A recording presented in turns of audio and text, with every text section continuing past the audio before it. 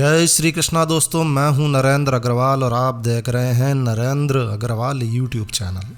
आइए कार्तिक मास की कहानी सुनते हैं। इस कहानी को कार्तिक मास के स्नान के पश्चात, सुबह स्नान के पश्चात अवश्य सुनना चाहिए। कहते हैं कि इस कहानी को सुनने मात्र से ही इसका फल मिलता है। तो आइए कार्तिक मास की एक अद्भुत कहानी को सुनते हैं। तो ये बहुत ही प्राचीन बात है। एक समय की बात है, किसी नगर में एक बुढ़ा व्यक्ति रहा करता था। उसकी 7 बहुएं थी। एक बार कार्तिक का महीना आया और उसने अपनी बहुओं से कहा कि मैं कार्तिक स्नान करूंगा, क्या तुम सब मिलकर इसे निभाने में मेरा सहयोग करोगी, साथ दोगी? 7 में से 6 बहुओं ने मना कर दिया कि भाई ये हमारे बस की कला नहीं है, आप कुछ और देखिए। लेकिन सबसे बड़ी बहू जो थी उसने कहा बाबूजी मैं निभा दूंगी। ठीक है भाई। तो वो वृद्ध व्यक्ति, बुढ़ा व्यक्ति प्रतिदिन सुबह ब्रह्म मुहूर्त में उठ जाता और नदी पर स्नान करके घर आता और अपनी गीली धोती को वो बड़ी बहू के आंगन में सुखा देता। जैसे जैसे उस गीली धोती में से पानी की बूंदें जमीन पर गिरती, वैसे ही वो बूंदें हीरे मोतियों में बदल जाती। धोती में से हीरे मोती गिरते देखकर बाकी 6 बहुओं से रहा नहीं गया और वो बोली कि हम भी बुढ़े को अपने यहाँ नहाने को बोलते हैं। ठीक है भाई। अगले दिन बाकी बहुओं ने कहा कि पिताजी आप कल से हमारे यहाँ कार्तिक नहा सकते हैं, तो आप हमारे यहाँ कार्तिक नहा लेना।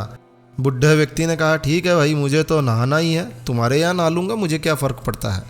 तो बुढ़ा सुबह सवेरे स्नान करके आया और धोती उसने दूसरी बहू के आंगन में सुखाने के लिए डाल दी।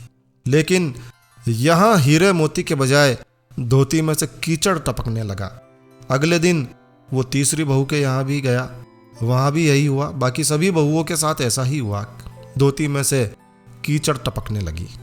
तो बहुओं ने देखा तो कहा कि आप हमारे यहाँ पाप का स्नान कर रहे हो, इसलिए यहाँ से जाओ और बड़ी बहू के यहाँ ही स्नान करो। बुढ़ा व्यक्ति वापस बड़ी बहू के यहाँ आ गया और उसने फिर वहाँ कार्तिक स्नान किया और स्नान करने के बाद उसने फिर धोती सुखाई तो वहाँ फिर से हीरे मोती गिरने लगे। अब कार्तिक का महीना समाप्त होने को था। बुढ़ा व्यक्ति चिंता में पड़ गया। तो बड़ी बहू ने इसका कारण पूछा कि भाई पिताजी ऐसी क्या बात है, आप क्यों चिंतित हैं? बुढ़े व्यक्ति ने कहा कि कार्तिक का स्नान समाप्त होने को है और मेरा मन है कि मैं सारे परिवार को एक दिन खाने का न्योता दूं। बड़ी बहू ने कहा बस इतनी सी बात पिताजी, इसमें चिंता की क्या बात है, आप सभी को बुला लीजिए, मैं भोजन बना दूंगी। बुढ़ा व्यक्ति सभी को निमंत्रण देने गया तो बाकी सारी बहुओं ने कहा कि जब तक यह बड़ी बहू के घर पर रहेगी हम भोजन नहीं खाएंगे। बुढ़ा व्यक्ति फिर से चिंता में घिर गया कि भाई ऐसा कैसे होगा, और फिर वो बुढ़ा व्यक्ति सूखने लगा, परेशान होकर वो सूखने लगा। तो बुढ़े व्यक्ति को सूखते हुए देखकर बड़ी बहू ने कहा कि पिताजी अब आपको क्या चिंता है? बुढ़े व्यक्ति ने बाकी 6 बहुओं वाली बात बड़ी बहू को बता दी कि मेरा परिवार यदि एक जगह बैठकर भोजन नहीं कर सकता तो फिर मेरा दुखी होना तो वाजिब है। बुढ़े व्यक्ति के ससुर जी की बात सुनकर वो बोली ठीक है पिताजी, मैं भोजन बनाकर रख जाऊंगी। और उसने वैसा ही किया, भोजन बनाकर रख दिया और अपने लिए 4 रोटी लेकर वो खेत पर चली गई। इधर 6 बहू ने भोजन कर लिया, लेकिन जाने से पहले बाकी बचे हुए भोजन में कंकड़ पत्थर डालकर चली गई। बड़ी बहू आएगी तो परेशान होगी, ऐसा सोचकर उन्होंने खाने में कंकड़ पत्थर डाल दिए। इधर खेत में बैठकर बड़ी बहू कहने लगी कि राम जी की चिड़िया, राम जी का खेत, चुगलो चिड़िया भर भर पेट।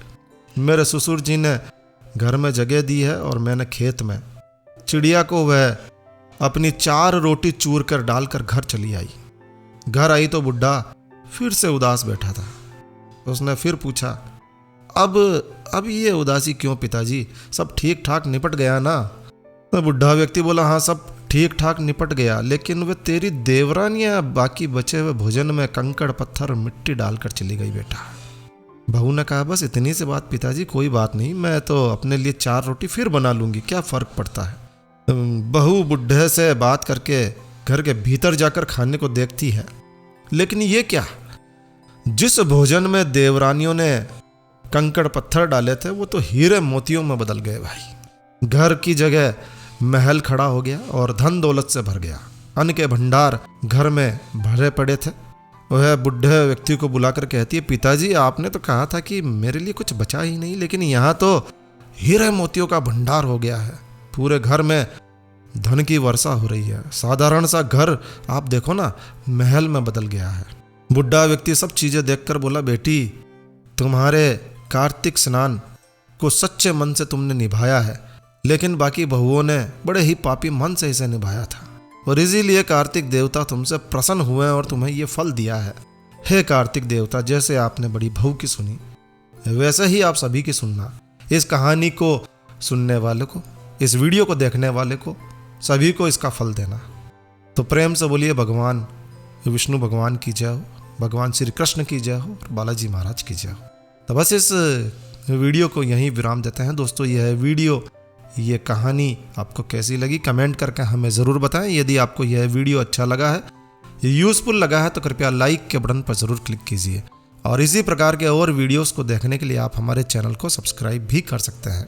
तो एक नया वीडियो, एक नई जानकारी लेकर मैं आपका दोस्त नरेंद्र अग्रवाल फिर मिलूंगा। तब तक के लिए stay healthy, stay happy. Thank you for watching my video. Thanks. जय श्री राम, जय हनुमान।